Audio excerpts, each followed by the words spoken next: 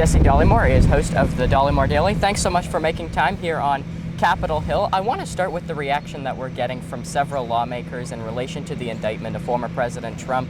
Obviously, as expected, you have a lot of the pro-Trump Republican lawmakers who seem to be taking his side, kind of towing the line no matter what. You have Democratic lawmakers being critical of where these classified documents were stored at Mar-a-Lago. What do you make of the situation?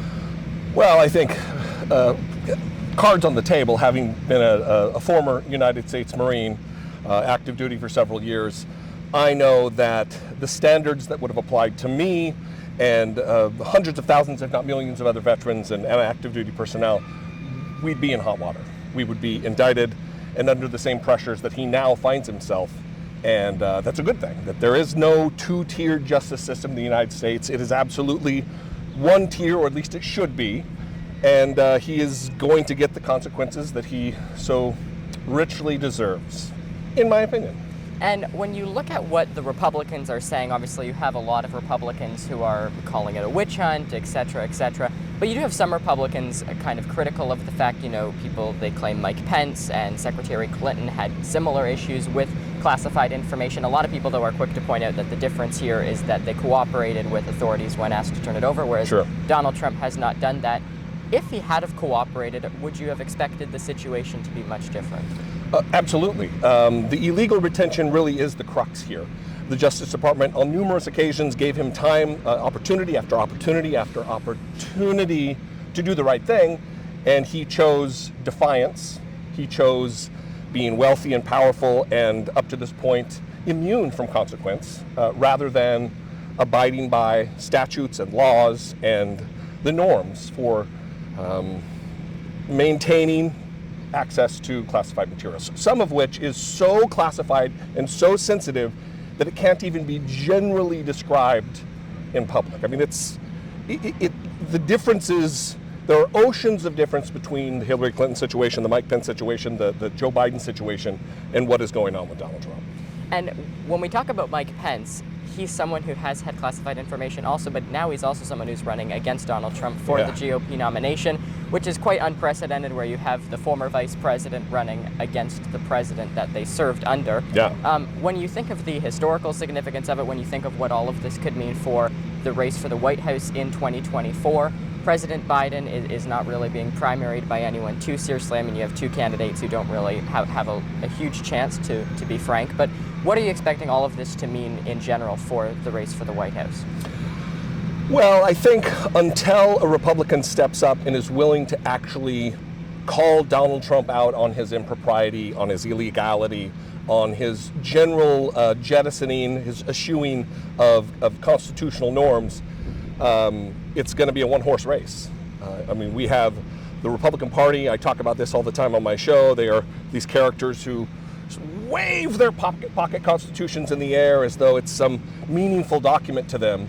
And then they are backing a man who has, with his own thumbs on Truth Social, said that we need to terminate the Constitution of the United States of America. So they are craven political operators, in my opinion, and until someone like Chris Christie steps up against him to actually talk about what's going on, it's Donald Trump's to lose. And that kind of brings up an interesting point. I mean, you talked about Chris Christie, but there's also people like Asa Hutchinson and other candidates also who are running, who are fairly different from, I guess, what today's vision of the Republican Party is. I mean, with what Donald Trump has said, I talked to Asa Hutchinson, and he said he's kind of unhappy with the fact that with someone like Donald Trump, it illustrates him as being a moderate Republican because of, the Republican Party embracing Trumpism so heavily.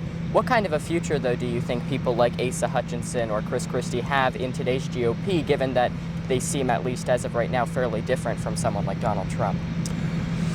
Wow, that's a great question. There's a lot of moving parts there.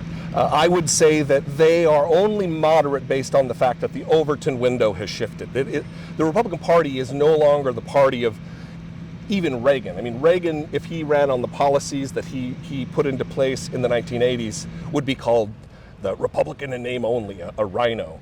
So I would push back on the premise that Asa Hutchinson is a moderate, and certainly that Chris Christie is. It's just that for some reason they are championing democracy, finally, after they backed Donald Trump's play for 4, 5, 6 years, finally someone's ready to say something, and they're opportunists, some would say. And just before we conclude, given that it's looking like someone like Donald Trump and Joe Biden will go head-to-head again in 2024 in a rematch, obviously Joe Biden's the incumbent president. Incumbents always have the advantage, and on the GOP field, at least as of right now, all the polling suggests, certainly the fundraising numbers suggest that Donald Trump is the front runner within the GOP. A lot of Americans, though, say that they really aren't too hungry for a Trump-Biden rematch in 2024. I guess I'm just wondering, why do you think neither one of these two parties, as of right now, when you talk to some Americans, aren't able to put forward a candidate that the vast majority of Americans can get behind? I'm a commentator. I'm not what you are, a journalist. It's weakness. It is a lack of acuity to the times we live.